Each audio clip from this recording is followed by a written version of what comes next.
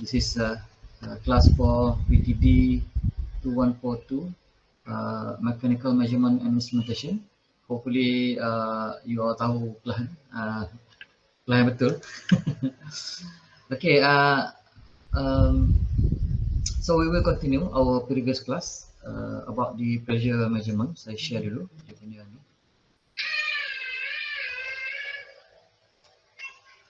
Okay, so in the last 2 weeks we have class online. I mean in YouTube live session, which is compulsory for you guys to enter the class. This is because of the university punya arahan, tapi tak apalah. We can have kita panggil apa? Kelas secara online lah. Maksudnya you don't have to have direct interaction with me for that 2 weeks. But I feel that there is a need for the students to have interactions with the deputy lecturer, which is if you have any questions or if you have anything that you want to ask, you should have opportunity to ask during the class.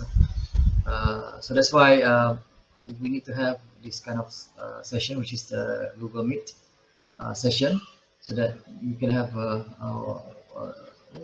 two-way communications between the students and the lecturers. Hopefully my internet is okay, so that you can see the slide quite well. Is it? Dapat tengok tak slide saya? Okay tak? Nampak, saya nampak.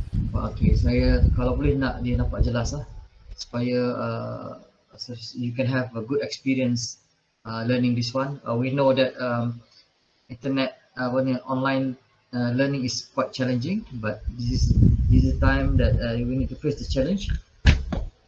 If you have any questions, you can ask.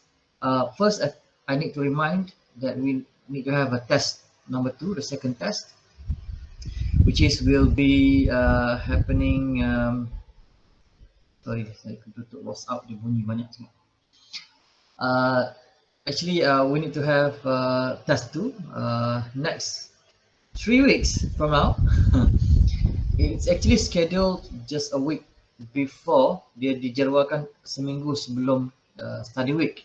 That's the plan, but we know that there is a delay in term of dia ada new instruction from university that we shorten the study week to make sure that yang ada masalah banjir itu dapat diselesaikan. So maybe I need to delay also the schedule for test 2.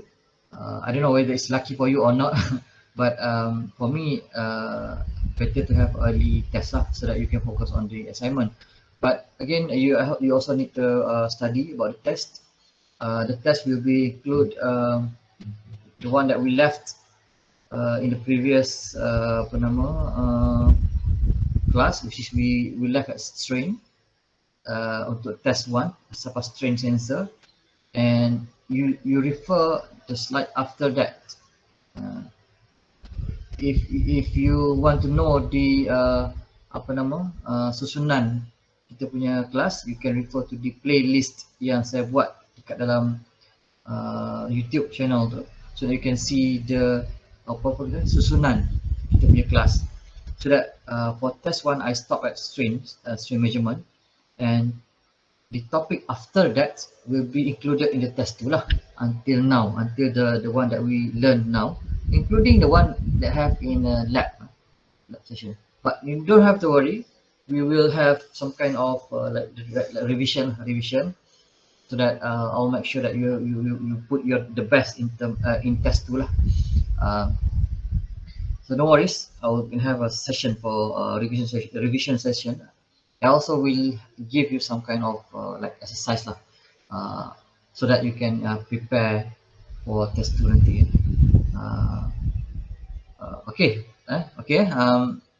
If you have any questions, you can just stop me and then ask anything, or you can put text in the chat, so that we can have a two-way communication. It's very important for me, or for us in the class, to have a two-way communications. You can have any questions, just ask.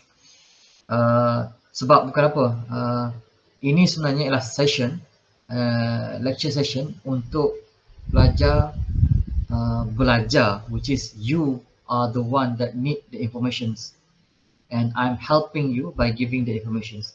It's not I'm forcing you to get this information, or it is you the one who need this information. Just treat that way. Make sure you think that way. You are the one who need this information because you're gonna work later on, and of course you're gonna answer the questions in the test as well. Tapi yeah, that's the situation here. I'm the one who helping you to gain the knowledge. I'm the one who facilitates you in getting this information. And then if you have any question, just ask. Tapi satu je masalahnya. Masalah saya ialah some of you tidak melihat instruction dengan baik lah. Kadang-kadang saya kecewa bila saya bagi sesuatu assignment atau satu benda, mereka tidak, adalah 2-3 orang kita tidak melihat. Banyak yang tanya saya, banyak yang bagi feedback dan juga communication dengan saya, communicate dengan saya. Tapi saya agak kecewa sikit if dia missing information yang saya dah bagi clearly dalam kelas tu ataupun dalam assignment ke, dia missing that one. Itu agak kecewa sikit lah. Macam salah macam dia tak baca pun apa yang saya bagi, tapi dia nak tanya saya. Tapi macam salah macam sia-sia lah saya bagi benda, saya prepare all these written very I mean it's actually through my experience from previous class, all these written things saya prepare, tapi saya deliver dekat you, you tak baca pun. Tiba-tiba you tanya soalan je. So kat situ saya rasa agak kecewa sikit lah. Sepatutnya you have to put the best in reading the instruction. If you're not understanding the equation, the statement in the apa yang tertulis tu, then we can discuss that one lah.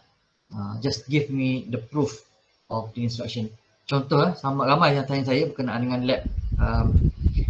lab number 2, which is to use a generator or not, what kind of signal that we need to have, apa semua kan. Tapi lab sheet sebenarnya ialah tidak perlu menggunakan generator pun. Generator saya buat hanya untuk tunjukkan efek tu, sebab dia lebih theoretical dia punya input tu. Ada 20 Hz, bila saya boleh buat 100 Hz, saya boleh buat 2 Hz. That's why saya create generator tu. Dan saya nak bagi nampak ada beberapa signal yang saya boleh filter secara tepat. Tapi dalam yang penting adalah lab sheet tu sebenarnya instruction dia. So sepatutnya you follow, baca lab sheet tu betul-betul, and then you follow. So itu yang saya nak tegaskan kat sini lah. Bukan untuk subjek ni saja, untuk subjek lain. Kebanyakan daripada kita sebenarnya fail to understand, to read the questions. And this is the thing that also my experience during working time. Most of the young engineers or young engineering technology ni ataupun technicians, most of them they fail to read the instruction, they fail to understand the given arahan, work order. They fail to receive either the oral order or the written order. Arahan kerja dari sudut secara bertulis ataupun secara oral, bercakap ataupun bertulis. Kebanyakan daripada youngsters yang baru kerja ni, yang baru masuk kerja dia masalah kat situ lah. Itu yang menyebabkan kadang-kadang dia tak dapat kerja dengan lama apa semua. Tapi bagi orang yang dah bekerja, bagi saya mungkin ramai antara kita ni yang dah bekerja lama dalam bidang, dia buat part time apa semualah kan. All this kind of people actually when we give instruction dia boleh faham dengan cepat. So itu beza ni antara pengalaman dan juga fresh graduate student. So kat sini saya nak tekankan benda yang sama lah. Bagi yang dah pengalaman, okay, you continue with your experience. But for those who are new or students ni, just I want to train you to make sure that you read carefully, and then if you have any question, and then we discuss on that one. Jangan kita discuss benda yang saya dah beritahu. Itu agak kecewa sebab I put a lot of time effort on preparing this one, but you didn't read and you didn't take what I have given to you. So itu yang menyebabkan saya rasa macam ralat sikit lah. Tapi saya faham ini adalah pelajar, itulah masa untuk belajar, tapi saya kena cakap banyak kali lah supaya anda boleh perbaiki diri lah. The most important is we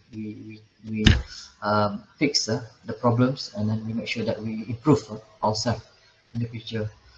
Okay, tak apa, itu sahaja letiran motivasi sikit untuk pagi ni, dan juga untuk kalau dia masuk dalam YouTube, you can refer to that one, and everyone can also listen to that one. But anyway, we continue with the class. So we stop at tadi tu dekat okay, saya nak tegahkan kat sini lah. You punya subject ni more to applied. So example yang satu ni is quite straightforward, and then I think most of you will easily understand this one. Example number 2 pun okay, it's quite straightforward, just use the equations. Cuma yang nombor 3 ni sebenarnya saya bisa perhati balik, sebenarnya dia ni ada floater kat sini ni, dia ada gambar yang hilang kat sini. Saya bila saya tengok balik, tak apalah, saya akan cuba fix, sebab saya akan buang example ni daripada Seven Nota sebab dia macam tak lengkap sini. Sebenarnya dia ada gambar sebenarnya, gambar floater kat sini. Tak apalah, saya akan buang. I will remove the example, and then inside YouTube also I will filter this parts. I will trim this part so that it will not included in our lecture lah, so that when you refer, this part will not be there. Just stop until example number 2 only. Okay, because this is straightforward. The most important is for you to understand how to use this instrument, not to calculate in details like what we have seen here. This is actually more to the engineer's task, okay, to design. But anyway, we move to the next. After that, we discuss about the concept of pressure measurement tu. Macam mana dia buat. If saya can recap balik, kita ada kita ada beberapa kaedah untuk measurement, which is kita ada barometer type punya system measurement. Kalau boleh ingat balik, barometer type. Kita ada manometer. Manometer pun ada 3 jenis. Kita ada jenis YouTube, kita ada jenis incline, okay.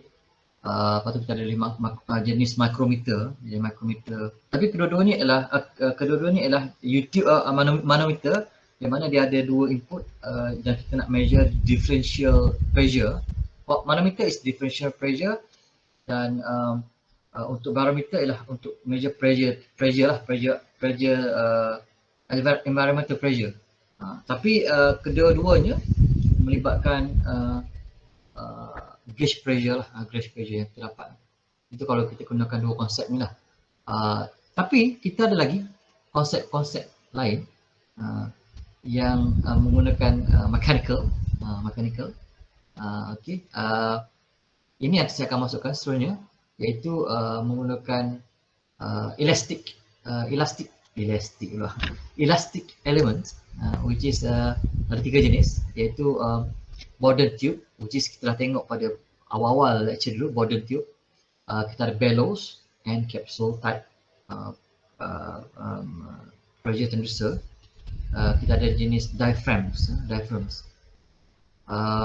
Yang last kali ialah konsep yang ketiga, iaitu bukan konsep lah sebenarnya, tester ataupun calibrator. Nanti kita akan tengok ni dead weight tester ni, kita nak calibrate sebenarnya, kita nak calibrate kita punya pressure sensor. Kalau tengok dead weight tester ni, kita boleh adalah dekat dalam Shopee ke mana-mana ke, memang kita ada benda ni sebab dia nak calibrate pressure sensor yang ada. Sebab pressure sensor ni kadang-kadang kita kena check juga sebab dia based on spring. Kalau kita setiap hari kita check, kita masukkan pressure yang tinggi, So kita reduce pressure, kita bigger pressure. Kalau lama spring tu akan ada sedikit masalah di sudut elasticity dia. So kita kena ada satu alat untuk kita calibrate ataupun check balik betul tak sebenarnya kita punya pressure transducer tu. Apa itu termasuk kemudian? Sekarang kita pergi pada kaedah ataupun measurement seterusnya, iaitu jenis menggunakan elastic element. Okey.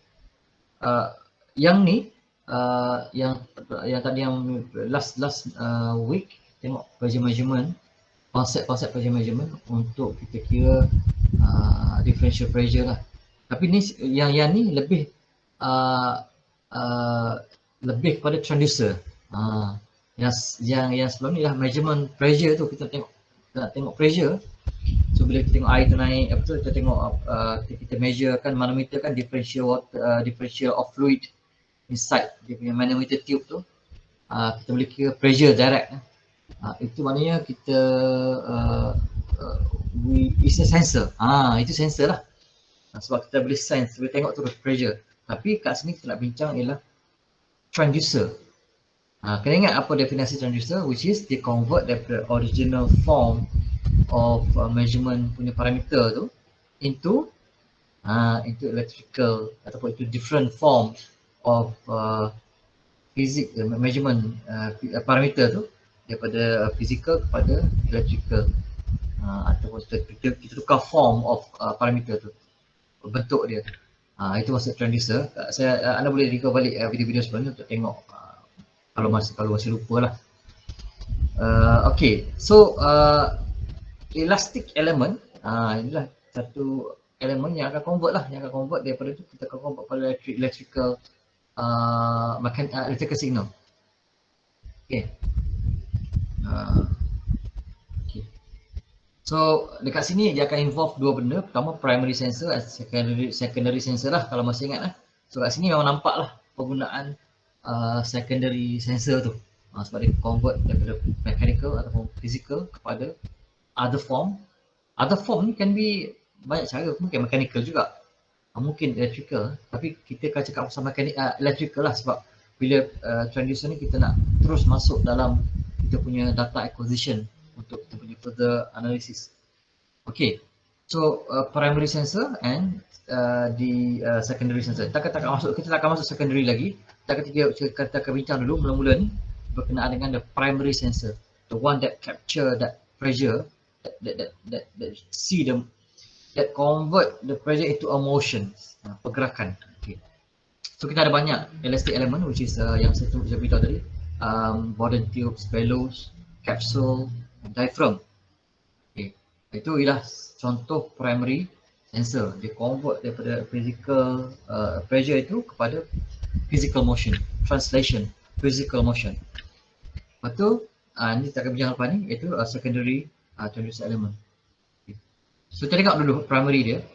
So kalau tengok ni, dia punya konsep, dia punya block diagram untuk ni. Yang kat sini kita akan tengok block diagram dia, pasal kita ada melibatkan dalam satu proses pengukuran tu ada banyak elemen yang perlu ada dalam satu instrumen tu. So kita kena letakkan dalam bentuk block diagram supaya kita nampak, okey ni elemen apa, ni elemen apa. Otherwise kita akan nampak satu seketul je. So dia akan jadi kalau kita dalam bentuk design, dalam bentuk kita nak design sesuatu, susah untuk kita nak ada penambahbaikan ke, kita nak buat documentation ke kan. Sebab kita more on the instrumentation, subjek ni melibatkan instrumentation, kita tengok instrumen tu. Kalau kita buat dalam bentuk blok macam ni, kita akan nampak lebih jelas. Sekejap lah, saya kena email sesuatu dekat saya punya bos.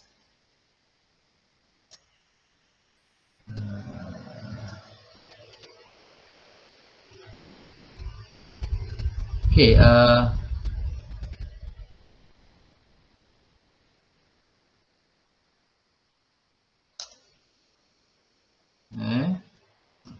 saya kena forward to something dulu.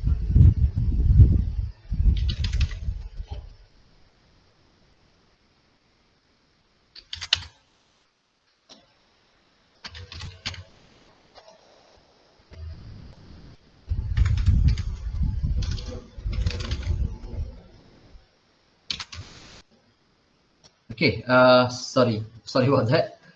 Okay, untuk pressure reducer ni, first kita akan tengok pressure yang masuk lah. Pressure yang masuk tu, first dia akan tengok pada elastic element which is the primary sensor. Dia akan convert pada motion, dan motion itu akan di capture oleh secondary element which is the secondary sensor lah. Dan dia akan keluar dalam bentuk output which is voltage. Okay, itu block diagram dia. Untuk ni part sensor saja. Lepas tu dia akan masuk dalam signal conditioning element, signal processing element and so on. Okay. So primary sensor yang pertama yang kita akan bincang adalah Bourdon tube lah. Bourdon tube saya rasa kita dah we already seen this shape the way that it's the tube the design of the tube tu dah bentuk bulan sabit macam tu. So we know this design, whenever the pressure come in, there is a motion. Okay, dekat atas ni dia ada motion kat atas ni. So yang menyebabkan motion ni sebenarnya gini lah konsep kita lah. Apa-apa sensor memang kita nak convert pada motion sebenarnya. But motion tu akan memberikan kita sense of how big of this parameter yang kita ukur. Cuma yang penting ialah the relation between the parameter yang kita ukur dengan motion tu. Kalau dia dalam bentuk linear, and then okay, that's good. It's easy for us to create something. Kalau dia dalam bentuk, in fact kalau dalam bentuk quadratic pun, kalau dia relation between the parameter tu dengan motion tu dalam bentuk quadratic. Dia ada bentuk yang jelas. Bentuk dia quadratic ke ataupun logarithmic curve ke. Kalau jenis ada hubungan macam tu, then okay. So kita boleh calculate. Kalau pressure naik banyak ni, kita boleh gunakan equation untuk dapatkan prediction what's the value for voltage tu. So kalau itu okay. Tapi yang masalahnya ialah kalau dia tidak linear. Dia tidak linear. Dia ada masalah, maknanya dia tak semestinya follow motion. Motion tu dia bergerak based on pressure. Tapi dia bergerak tu tidak ikut mana dia ada another influence yang menyebabkan pergerakan, dia tersangkut lah apa. So itu kita nak cuba elakkan lah. Kita cuba cari satu benda yang boleh linearly connected between the physical that kita akan yang measure tu dengan motion. Okay. Tapi dah keadaan macam ni, kalau border tube memang nampak clear, nama dia, kita cuba make sure that dia punya C shape tu tidak keras sangat. Kalau keras nanti dia tak sensitif, dan tidak perlu lembut sangat. Kalau dia lembut sangat nanti kalau pressure masuk habis dia jadi straight. Dia cepat rosak lah. So kita kena ada ni kat situ lah, ada elemen-elemen design lah. Kita kena make sure that berapa diameter yang sesuai, penggunaan material yang sesuai supaya dia tidak tidak ada masalah lah. In fact kalau kita boleh buat test, kita boleh tengok range dia. Mungkin material berbeza, range pressure tu lebih lain lah. Okay. Mungkin kalau kita pakai tube dalam ni, kita pakai tube yang lebih keras, so maksudnya pressure tu mungkin kena lebih tinggi lah. Okay. So that's the thing lah, kita kena, yang penting lah kita tahu mekanisme dia macam tu. Okay. Yang ni kita kira direct, ni penting. Kita bukan differential. Ini bukan differential, ini memang directly gauge pressure daripada P tu yang kalau masuk ni. Ini direct gauge pressure yang masuk. Okay.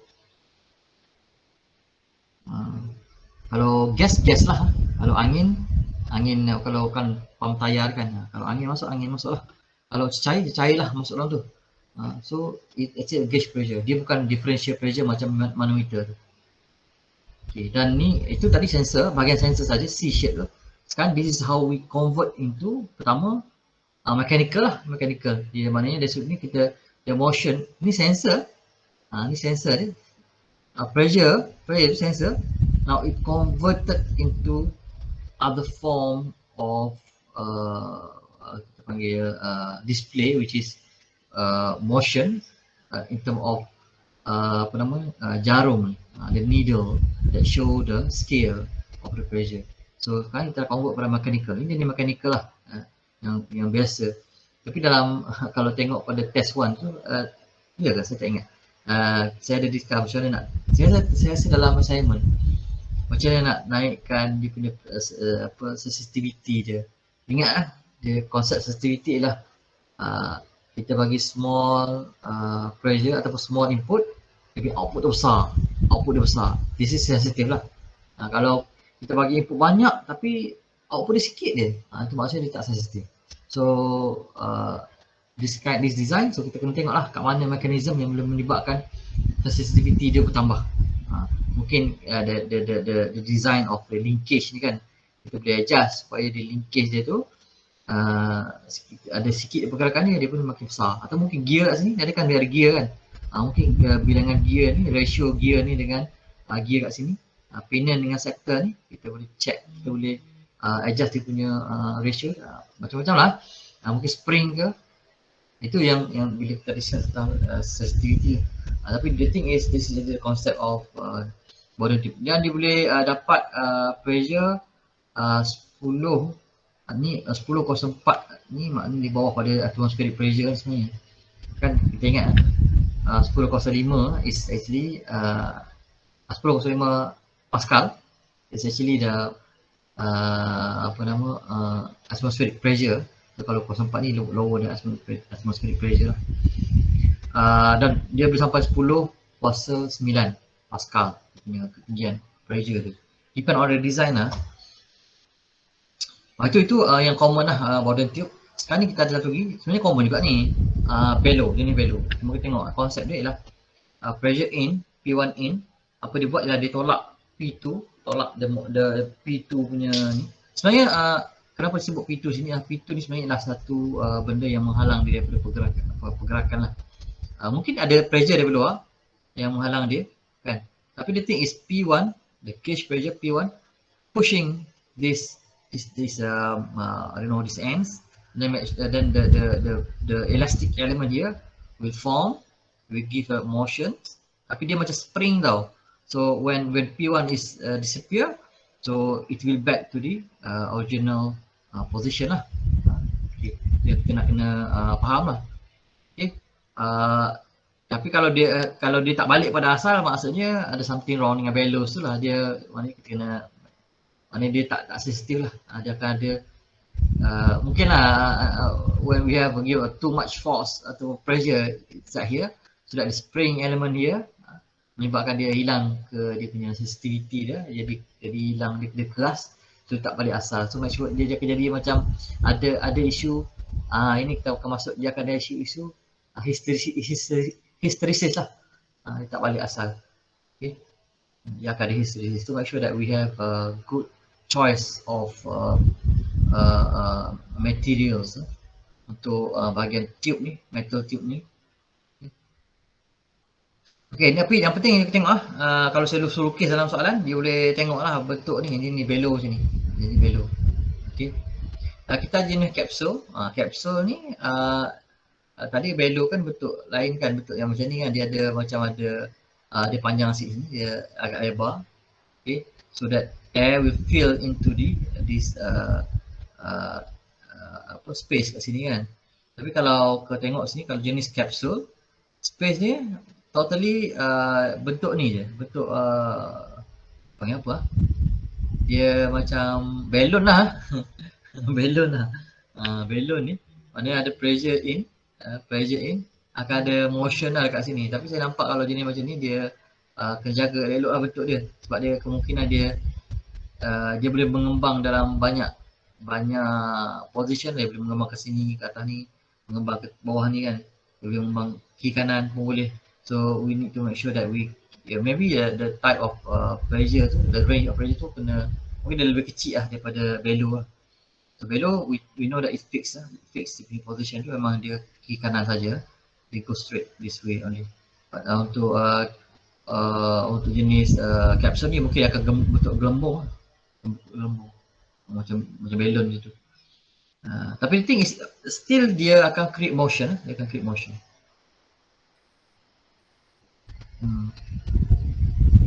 Okay. Lepas tu kita ada gabungan di antara bellow dan juga ataupun capsule ni. dengan potentiometer. Okay, potentiometer ni contoh lagi ni, dia bila nak atas value bukan value juga ni. Tapi kita ada blockage ni atau pressure atau P akan block kat sini. So kita ada P ini masuk, apa yang berlaku kalau P ni masuk, dia akan menyebabkan bellow ataupun kawasan space ni akan mengembang lah. Dia akan pushing this mechanical parts here, pushing the mechanical here and then creating some sort of variable, apa nama dia panggilnya,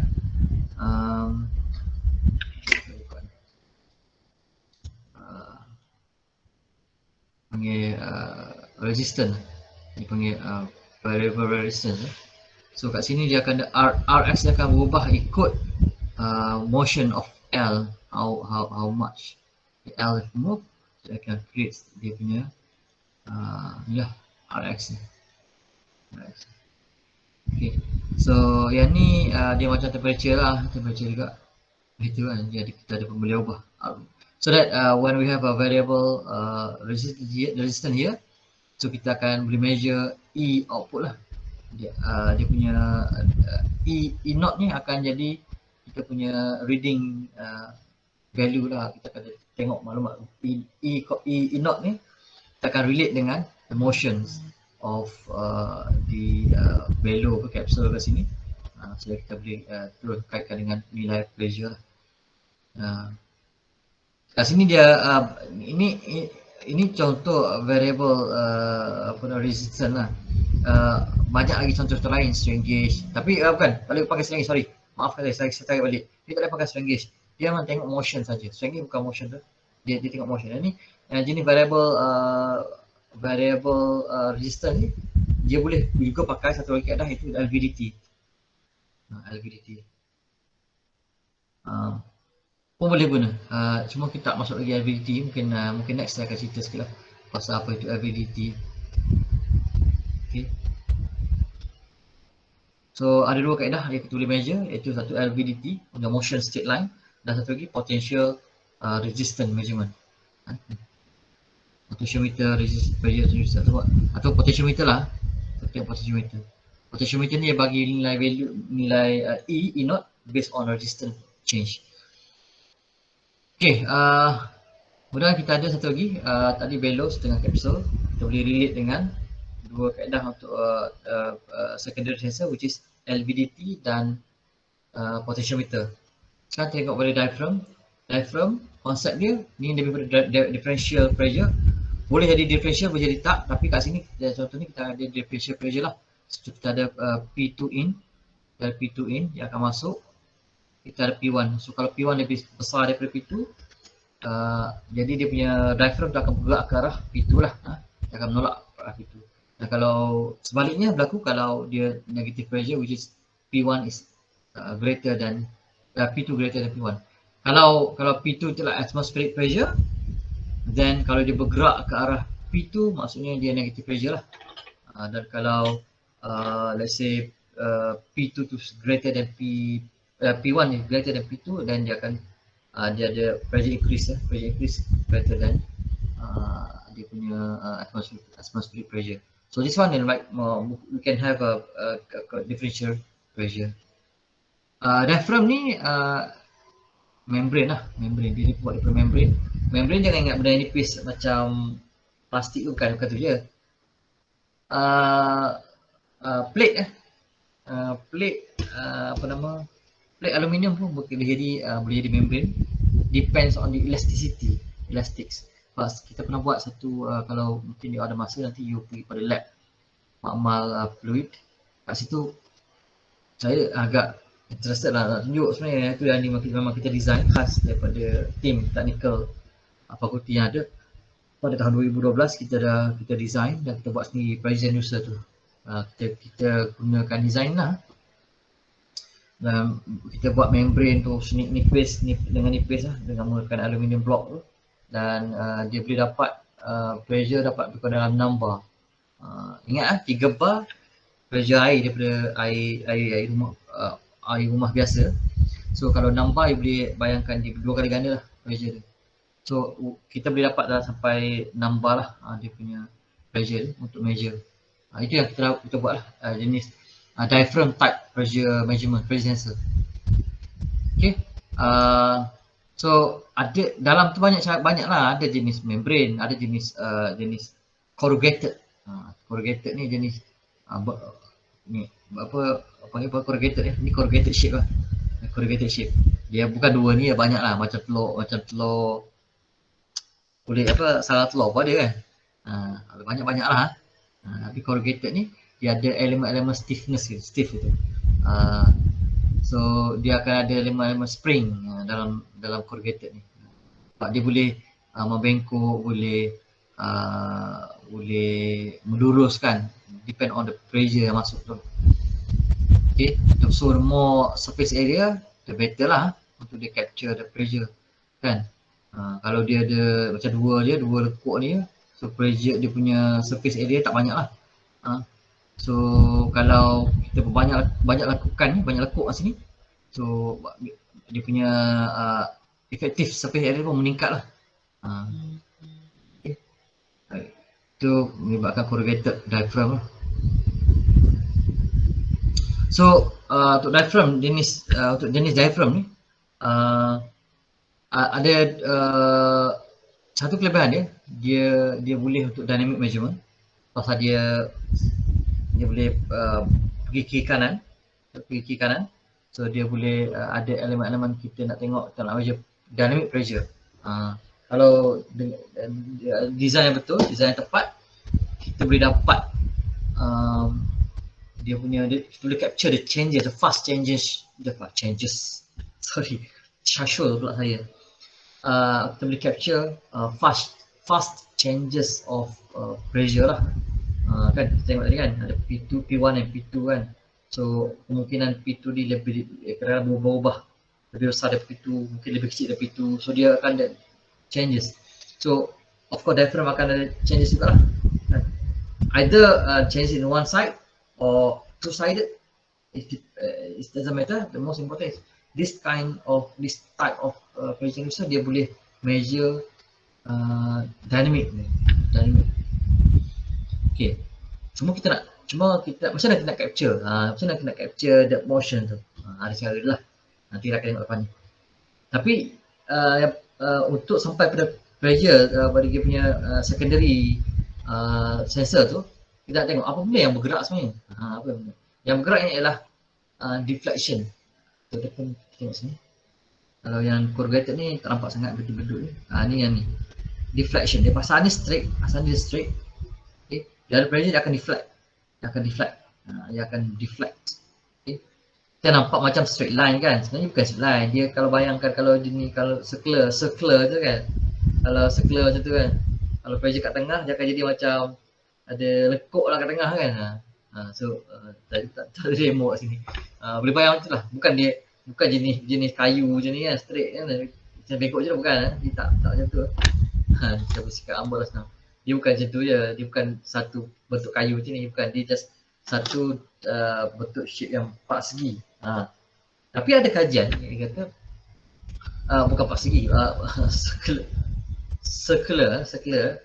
Ada kajian kalau bentuk rectangle, memberikan lebih nilai sensitivity dekat bahagian tengah tu, bahagian tengah zaman dia kan pressure akan hantam dia. Jenis square tu ada orang cakap, ada buat kajian dia kata lebih tapi dia based on simulation lah, lebih sensitif lah berbanding dengan jenis circular diaphragm. Saya tak tahu, saya tak test lagi, mungkin lepas ni saya akan buat satu testing untuk membuktikan. Membrane can make metal or non-metallic depend on kita punya tahap elasticity yang kita nak lah. Saya sebenarnya nak bincang sini. Saya nak bincang sini sebenarnya. Saya nak bincang pasal deflection ni. Okay. Deflection Y should be less than 1/3 of the diaphragm thickness.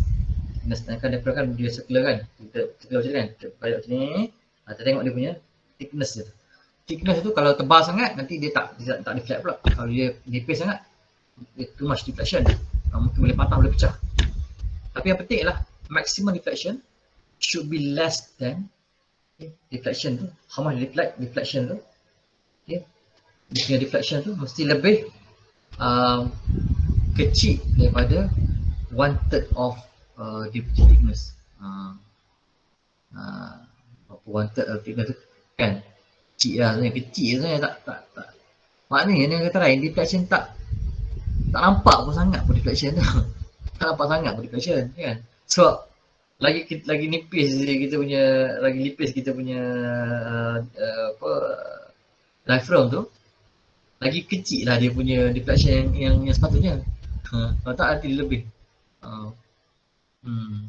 Okay, so itu rule, tapi dia kena peganglah rule ni. Nanti kita akan untuk calculation nanti bila kita nak design benda ni. Ni saya nak tekan kat sini lah, linearity lah. Dia mesti linear lah. Kalau tak linear, boleh buang lah dia punya transducer tu. Ni equation dia. Kena ingat Y ni mesti lebih kecil daripada dia. Mesti lebih kecil daripada 1/3 thickness. Thickness dia. Kan statement ni nampak. Okay. So tapi ada sekitar satu lagi equation. Mana Y max ni? Y max maknanya kemampuan deflection lah. Dia boleh cecah maksimum dengan parameter ni. Maknanya kalau kita design diaphragm kita, maknanya kita tengok berapa ni, V ni Poisson ratio, R ni ialah radius kan dia circular kan, ada radius dia. E ialah bulk modulus, T ialah thickness, P ialah pressure. Pressure ni P lah, P ni. Pressure yang masuk. So dengan keadaan pressure yang masuk, pressure yang masuk ni, so dengan ada kita punya properties ni, Poisson ratio, bulk modulus, thickness ni, kita boleh jangkakan, we can predict Y can be, the value of Y can be at lah, after kita calculate lah, kita boleh sebenarnya directly kita boleh calculate lah. Maknanya kalau kita fikir sebenarnya, kalau kita boleh buat macam ni lah, Y sama dengan P dalam kurungan tak say A lah. So which is A tu lah value ni. Ni di others ni ialah A value. Okay. Selain daripada P tu ialah A value lah. So dia maknanya linear lah. Maknanya hubungan antara Y dengan P dengan pressure adalah linear. Dan kita tengok, itu dalam bentuk, itu static, maknanya dia based on static pressure yang masuk relation dengan Y. Dan kita tengok juga kalau pressure yang masuk tu dalam bentuk dynamic, dia berubah-ubah dalam masa, kita boleh dapatkan juga dia punya natural frequency of the diaphragm tu sendiri. Maknanya berapa frekuensi yang dia boleh calculate, berapa cycle dia boleh buat, berapa pantas dia boleh measure untuk ni apa nama diaphragm ni dengan perubahan pressure yang masuk tu. So macam nak kira, pakai je equation ni, masuk je nilai. Mana kita ada bulk modulus, kita ada thickness dia, G ni ialah kita punya gravity lah, Poisson ratio, material density dan dia punya radius ni. Masukkan nilai ni, kita akan dapat lihat berapa frekuensi yang boleh, setakat mana dia boleh measure, sebatas mana dia boleh measure. Kalau tengoklah, kalau kita nak tengok changes of pressure tu yang laju, kita kena make sure that kita pilih material-material yang sesuai lah, yang boleh digunakan untuk measure changes. Biasanya tapi pressure ni adalah kita tengok yang lebih laju. Contoh kalau kat mana yang lebih laju sikit perubahan pressure. Kalau dalam pipe air tak sangat, tak sangat pressure. Mungkin kalau kita nak kira acoustic pressure, mungkin acoustic pressure, kan? Acoustic pressure dalam air kan, sonar tu, sonar kan dia menyebabkan air wave travel dalam air kan. So bila wave tu sampai dekat bahagian diaphragm tu, dia tolak diaphragm, wave tu. Dia kan ada energy wave kan, ditolak dan laju. So kalau acoustic sensor tu dia memerlukan, dia kena study balik lah berapa banyak frekuensi yang digunakan untuk pressure daripada acoustic tu nak hantam diaphragm tu. Okay, baik itu equation lah. Kita tengok contoh betul. Jangan risau, memang straight. Biasanya dalam soalan memang dia straightforward lah, direct lah. Cuma kita nak tahu, boleh tak you all baca instruction again, capture the information dari instruction and convert it into solution. Kita tak adalah nak suruh you dirap macam-macam kan. Just tengok dia information ni, dia capture information, calculate. So kat sini dia ada sini beritahu diaphragm is constructed of steel 5 cm diameter, ingat 5 cm diameter. So radius dia kira lah radius dia. Dan design maximum pressure, okay, pressure berapa? 1.5. Tersasul lah, tersasul pagi ni. Pagi sini ni tersasul. Saya kena buat sesuatu ni, saya kena makan syanai pagi ni. Oh tak tersasul sikit. Tak sempat nak beli sarapan lepas hujan, dah lebat. Aduh. Sebab roti tadi, roti gardenia. Apa kan? Saya bukan nak bincang pasal roti. Saya bincang pasal pressure ni, 1.4 megapascal pressure yang masuk. Lepas tu dan dua information yang ada. Di samping tu ada tengok kurungan bawah tu, informasi tambahan. Material adalah steel dengan 200 gigapascal lah, Newton over meter square pascal lah. So itu di gigapascal. Poisson ratio 0.3, density 7,800 kilogram per meter square, meter cube. Untuk pengetahuan, bagi engineers, siapa-siapa nak kerja engineers, dia orang wajib hafal tau benda ni, 3 benda ni untuk steel. Kenapa? Sebab engineering punya material steel dia kita pakai. Kereta apa lagi? Kereta, benda-benda yang dalam kilang semua pakai steel.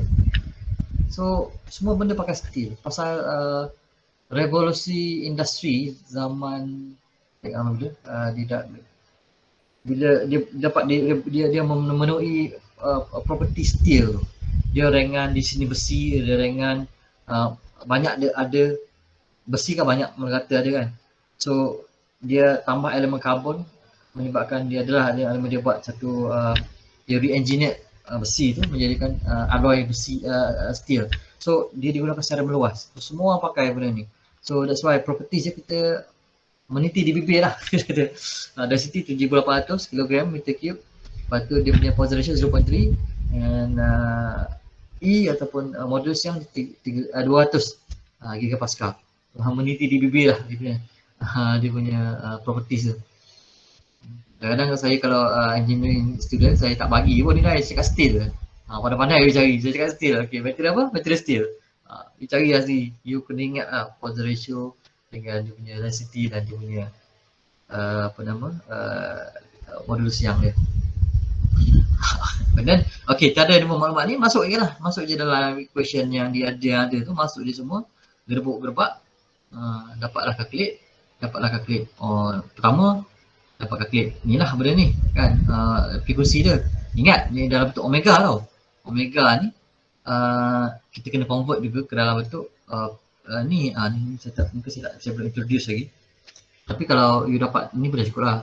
Dah okey dah, ni panggil frekuensi. Frekuensi ni omega n. Tapi kita tahu omega ni start masuk lagi tau ini. Mungkin next kelas lepas habis transition ni cakap akan masuk pakai berkenaan dengan frekuensi.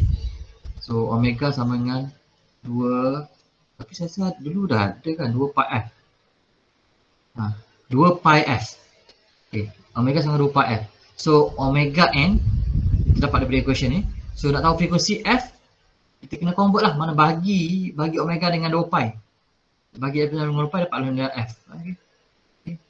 So F frekuensi sebab omega ni dalam bentuk, ni frekuensi juga tapi dalam bentuk radian per second. Ni ingat radian per second. Tapi kalau saya nak dalam bentuk hertz, dia kena convert lah. Kan? Tapi biasa kita punya reader kan, pembaca tu kan dalam bentuk hertz. Daisy Lab kan dalam bentuk hertz. So kita kena convert lah omega ni ke dalam bentuk hertz. So nak convert sebenarnya cara dia bagi dia dengan 2 pi. Okay. Baik, tu kalau kita nak measure omega n. Tapi kalau kita nak measure satu lagi, kita nak measure ni ada dua kan soalan dia. Saya tak bagi soalan, saya buat salah. Minta maaf, saya cakap suruh baca soalan, saya tak bagi soalan. Sorry, maafkan saya. Saya nampak ni je. Jadi frekuensi orang jaga. Sebenarnya satu lagi soalan. Ni, calculate thickness of the diaphragm. Quiet. So macam nak calculate thickness senang je lah, masuk equation je. Mudah je, masukkan equation ni, kan kita ada equation ni. Masuk je. Tapi satu benda yang perlu ingat. Kita masukkan sini pressure dah ada kan. Position ratio dah ada, thickness ni dah ada, semua dah ada. Ni dah ada, thickness dah ada. Okay. Sorry. Thickness tak bagi. Dia tak bagi thickness. Dia tak bagi thickness. Thickness tak bagi. Masalah sekarang ni ialah sorry, saya buang balik.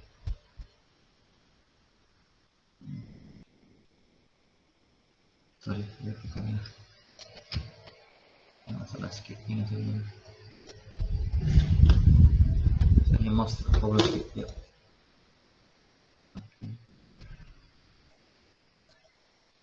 Okay. So masalahnya sekarang ialah T dia tak bagi. So macam nak cari T? So kita ada satu lagi information. Kita ada, ingat Y equal to 1/3 T. Okay, 1/3 T. Sebab kalau ikutkan equation ni, kita ada dua unknown kan. Satu unknown, Y max. Kita tak tahu apa max je. We don't know the value of max. Sebab dia tak bagi pun dalam ni.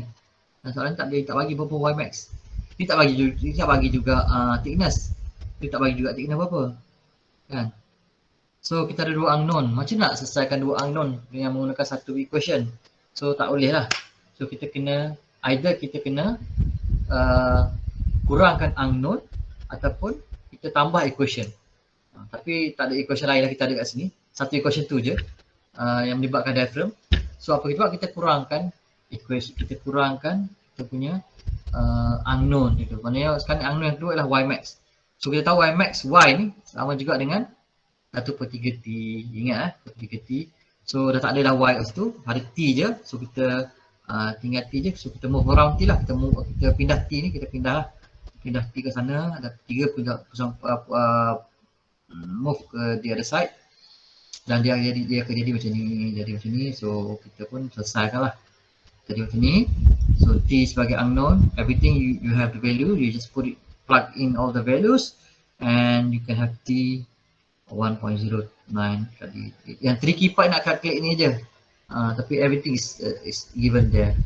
It's already given, so just plug in the values lah. Tapi ni soalan ni popular dekat dalam saya punya soalan-soalan sebelum ni. Okay, dah calculate dua. Satu frekuensi, satu thickness untuk diaphragm. Sekarang ni kita tengok macam mana nak convert motion tu, atau Y tu kepada electrical signal. Kalau macam tadi belok sang kapsul senang, kita pakai potentiometer atau kita pakai LVDT. Ingat janji saya, LVDT saya akan cerita kemudian.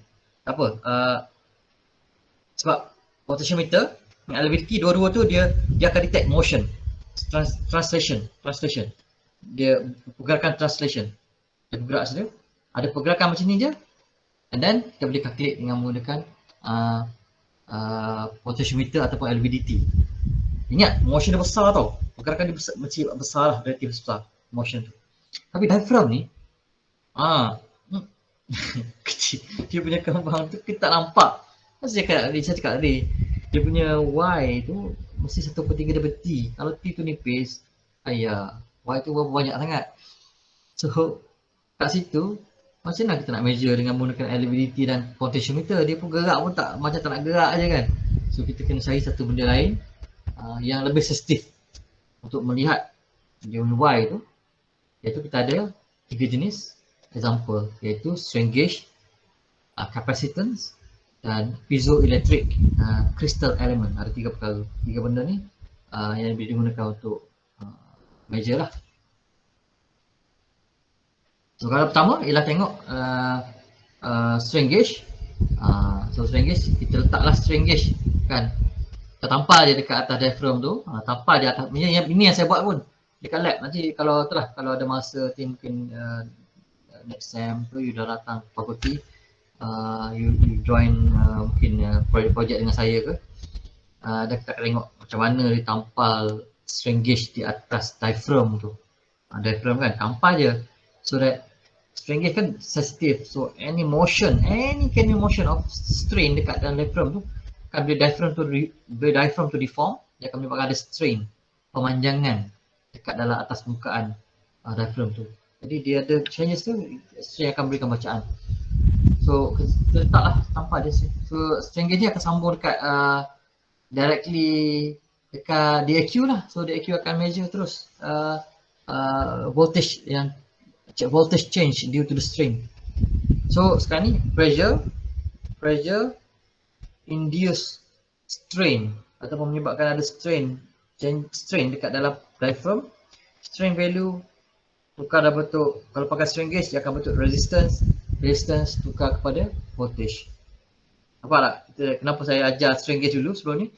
Sebab saya nak tunjukkan kaitan mana penggunaan macam mana strain gauge ni dia measure pula strain yang ada daripada diaphragm. Dia measure strain, dia akan measure last dia akan measure pressure tu. Okay.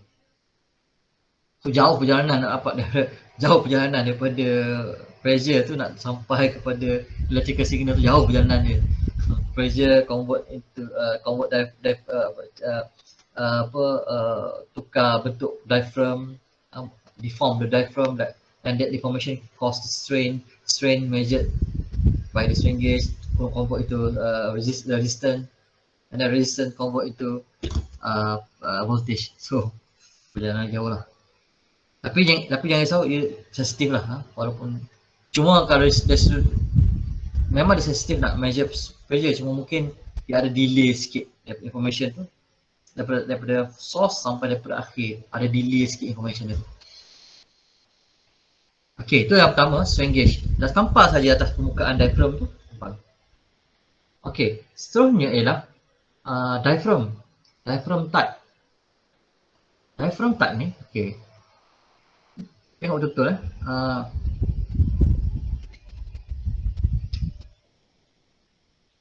kan, ini diaphragm, ini panjang macam ni kan. Diaphragm ni dia connected dengan circuit, electrical circuit ni. Okay. Dia ada parts of the electrical circuit ni, dia ada thin plates. Thin plate atas ni. Kalau tengok circuit ni, dia connected, everything is connected. Cuma kat sini dia tak connected sikit. Dia tak connected kat sini. Ni properties of capacitors lah. Jangan tanya saya kenapa macam ni dia buat. Sebab kat ni electronics punya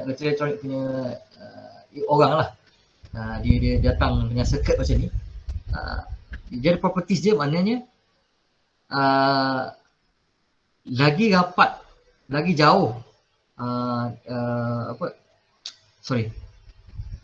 bila dia ada gap ni, dia akan ada energy. Dia akan ada energy storage. Dia panggil ada energy storage.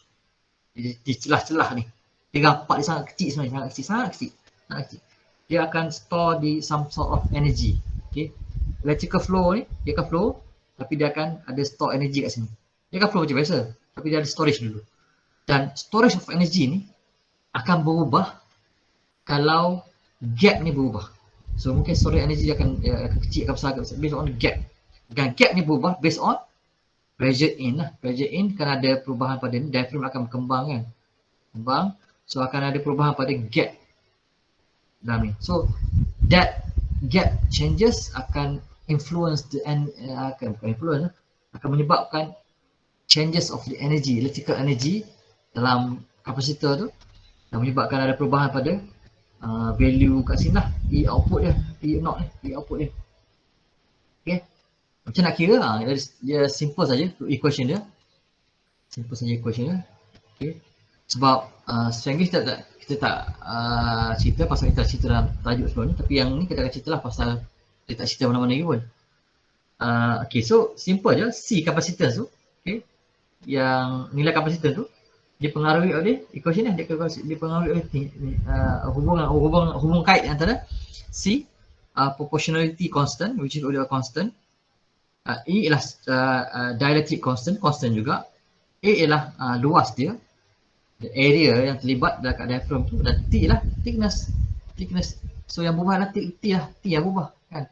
So dengan kata lain, kalau T tu gap tu kecil, so besarlah C dia kan. Kalau gap tu besar, maknanya besar, kecil lah dia punya nilai C dia. Okay. So itu given off by this equation lah kan. Tapi C tu tak dapat dikira mana-mana lagi. Kita kena ada satu circuit lain untuk kira C di perubahan. Macam string gauge lah. Dia track the changes of R resistance. Tapi still kita kena ada Wheatstone bridge untuk track how much the changes of the R tu. Wheatstone bridge tu yang akan measure tu. Tapi untuk C ni, kita gunakan circuit ni lah, circuit ni, dia circuit yang macam ni, betul dia circuit macam ni. Okay. Untuk circuit yang macam ni, apa kita buat, dia jadi E0 equal to C1 over C. C1 ni dia satu constant juga. Okay. Nanti kita akan bagi over C, bila C ni lah, C yang ni, dia bagi E input. Input ni memang fix lah, kita memang kita set apa-apa. Okay. So dapatlah E output dia. So yang kita nak lah E output lah. So E output ni akan relate dengan dia punya pressure, ni pun jauh juga perjalanan dia. Daripada pressure in ni, nak dapat ke E0 ni, electrical value dia pun panjang cerita dia, dah nak kena ubah kapasitor dulu and so on. Tapi dia sensitif lah, dia sangat sensitif lah. Nak contoh sikit.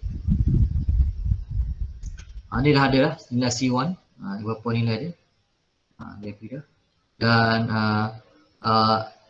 voltage yang diberi ialah 5 volt.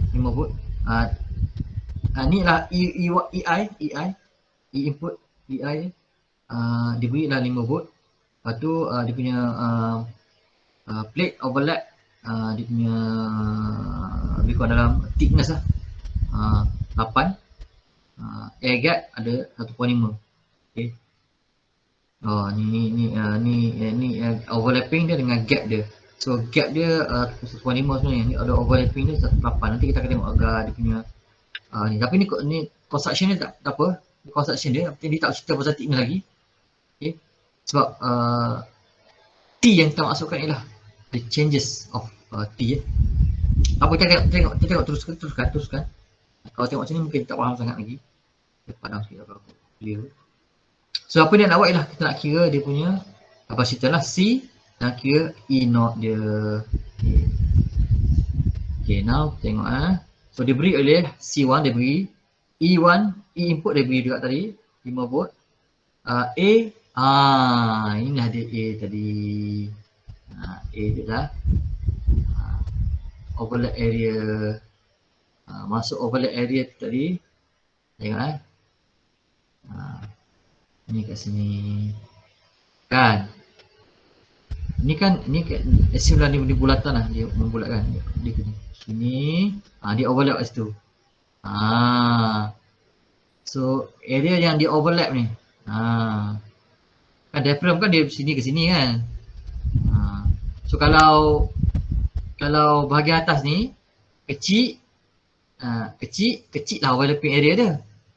Kalau bahagian ni besar lah overlapping area dia. So kalau ikut kat sini, the area of overlapping between plate ni dengan diaphragm ni ialah 8 mm per meter square. Okay. Lepas tu, kita tengok air gap pula. So air gap dia T lah. T yang sebelum apa-apa pun. Sebelum ada changes, dia dibezakan 1.5 ni. Ni before ada apa-apa 1.5 gap dia. Okay, now kita dah faham semua keadaan. Nah, kita tengok soalan dia. So kita tahu equation ni, dia beri equation ni. So kita kira lah tu. So initially T naught ialah 1.5. So kita kira C initial. C sebelum dia apa-apa jadi, kita kira. Kita masukkan semua nilai. Masukkan semua nilai. Dapatlah dia punya value dia. Ni conversion dia. Sebab ada nilai diberi oleh sebab sekejap saya tengok maklumat dia.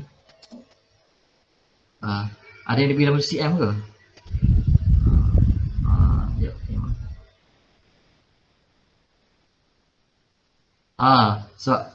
Sebab T ni mesti dalam bentuk meter.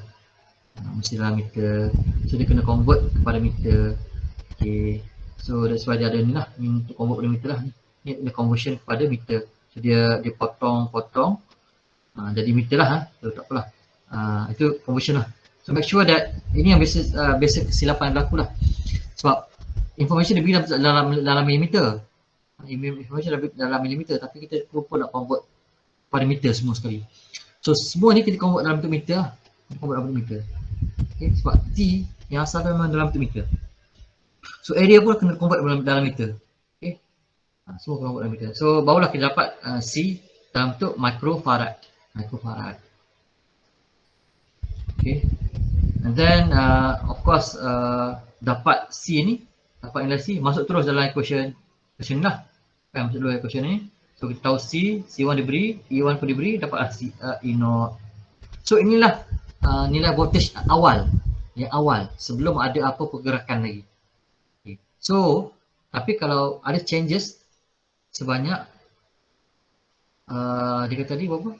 Estimate the change in capacitance kalau mana dekat sini. Ni. A plate move apart by 0.2. Dia move dalam 0.2.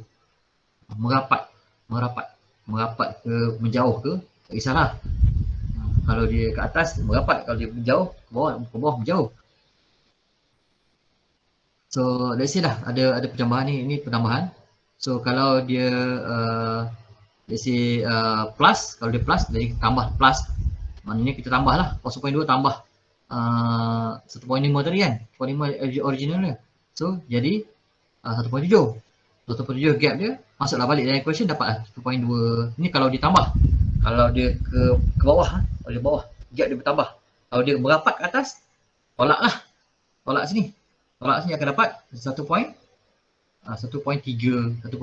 mm kan. So nanti dia akan dapat berkurang lah benda ni. Dia bukan lagi 1.2, dia dapat lower than this lah. So itu maknanya diaphragm boleh jadi bertambah. Ingatlah kalau dia turun bawah dia bertambah lah. Tambah. Kalau naik ke atas, kalau diaphragm naik ke atas dia berkurang.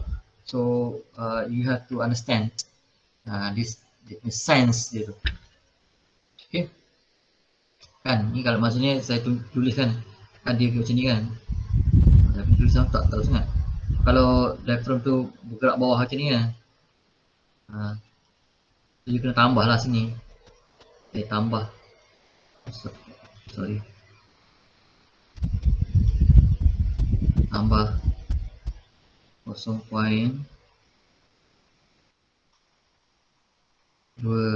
mm. Kan? Kalau dia naik atas, kalau dia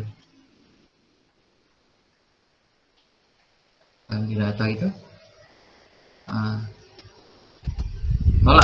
tolak minus 0.2. Buruk tu saya. Kalau nombor saya pun. So dia minus. Ni minus sebenarnya ni. Ni kata minus. Dah saya kelakar dengan tulisan saya. Tak apalah minus. Tu ni plus minus. Tu kena kira betul lah, kena tengok betul. So kalau dia ada plus minus lah. Baik, okay, seterusnya. Ini kalau next ialah kita kalau pakai elemen piezoelectric element lah. Sorry, sedawa kat saya. So piezoelectric element senang je. Kita diaphragm kat bawah ni, diaphragm bawah ni. So, kalau ada pressure, tekan. Apa berlaku, diaphragm akan push di dia punya piezoelectric element. Ni piezoelectric element, ni kristal ni kat sini. Ni bahagian dia. Ni kristal dia, piezoelectric kristal. So bila ada pressure dia akan push kristal lah. So kristal ni property dia saya cerita sebelum ni. Property dia kalau kita ada squeeze, kita tekan dia akan mengeluarkan elektrik. Dia akan mengeluarkan elektrik. So just measure berapa banyak elektrik. So the more we push, the more electric will be generated. So it's easy, straightforward but expensive. So dia punya equation dia tak salah saya ada tak equation? Tak ada. Saya rasa equation ada tulis sebelum ni. Dekat dalam bahagian tajuk yang awal-awal berkenaan dengan piezoelectric sensor. Okay, tengoklah. Tapi konsep dia simple lah, simple. Dia push, diaphragm push the piezoelectric and then it generate the electricity. And then sorry, dia akan generate bukan electricity, dia akan generate kita panggil EMI, electromagnetic force. And then kalau dia release lah, dia just one way je lah. Kena bagi kita make sure that dia akan bagi load lah. Dia ada preload sebelum tu. Sebab kenapa kita akan bagi preload? Sebab kan dia dah ada load. Apabila bila pressure negatif, dia akan straight balik. Bila straight, dia akan ada pengurangan value pada piezoelectric tu. Asal kosong, masa pressure kosong, dia tekan dah piezoelectric tu. Dah push. Bila kalau ada negative pressure, dia akan turun bawah, sudah akan ada release pressure untuk piezoelectric tu. Tapi kalau ada pressure more, dia akan tolak lagi lah. Kalau tak bertambah tolakan dia, force bertambah, so akan bertambahlah force. So bertambahlah electrical force, electromagnetic force yang dihasilkan, EMF. Okay, itu saja berkenaan dengan piezoelectric ni, quite straightforward lah. Okay, sekarang ni last untuk bahagian pressure sensor ni lah dead weight tester. Calibrator dia senang sahaja. Calibrator dia pergi je mana-mana dalam Shopee ada. Terima kasih harga tu, pergi tengoklah. Tapi nak beli satu sebenarnya. Kita ada ni reference port, kita ada oil di dalamnya ada fluid. Okay, fluid. Dalamnya ada fluid. Okay, ni ada simpanan fluid untuk lebihan fluid kalau ada lebih. Okay, ini adalah adjustable plunger lah. Plunger yang akan memberikan nilai lah. Dia akan memberikan nilai force berapa. Ini kita nak letakkan dekat kita punya bellow ke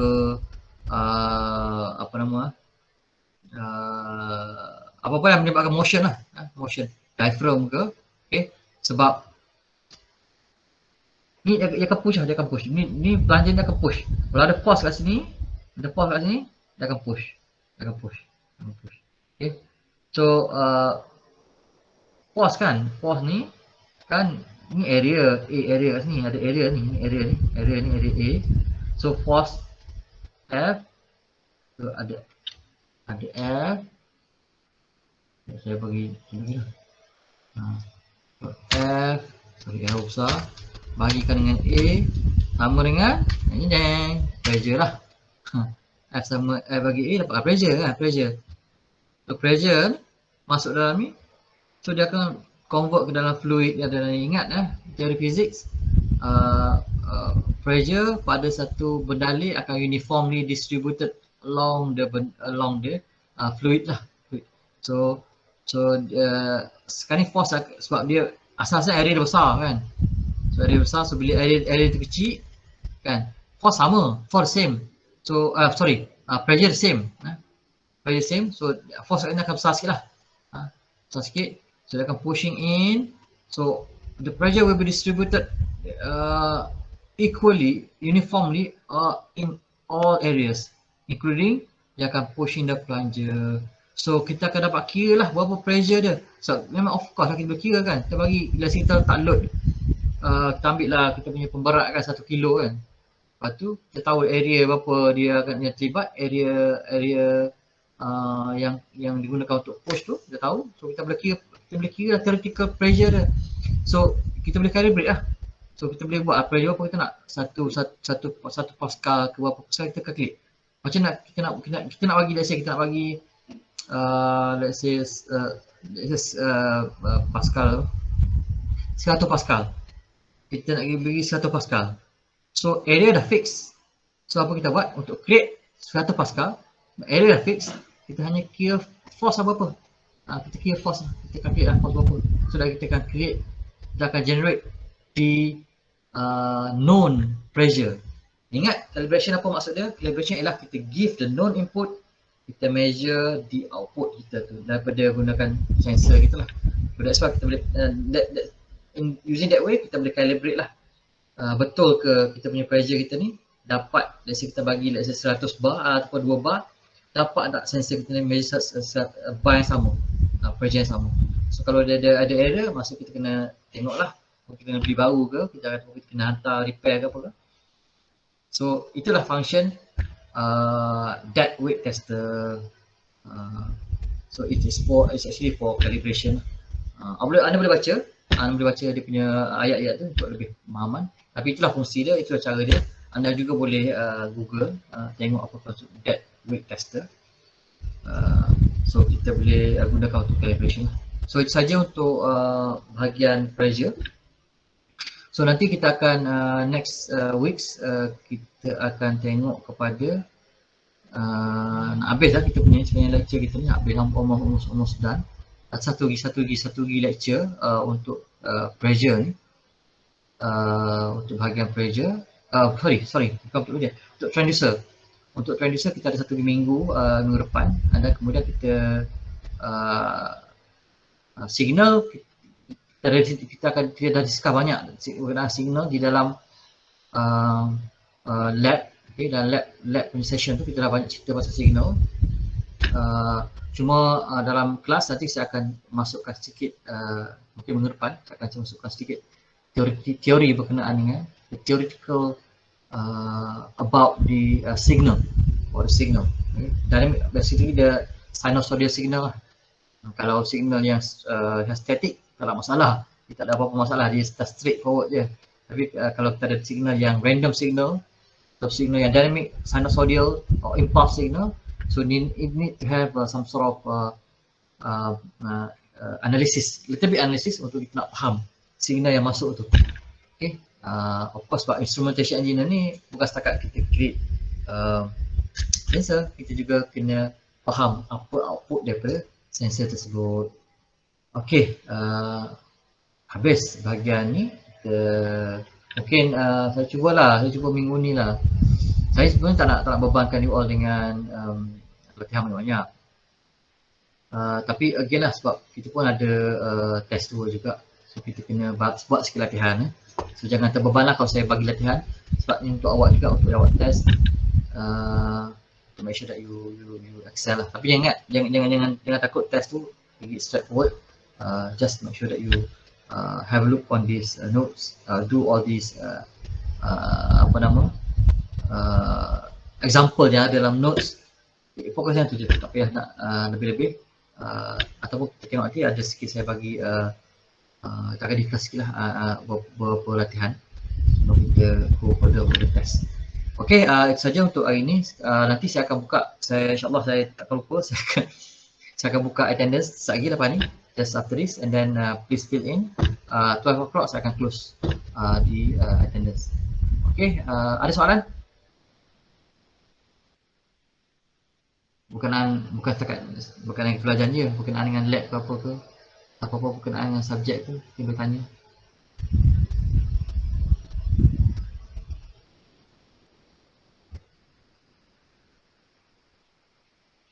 No sir. Okay, tak ada. Saya tengah buat attendance ni.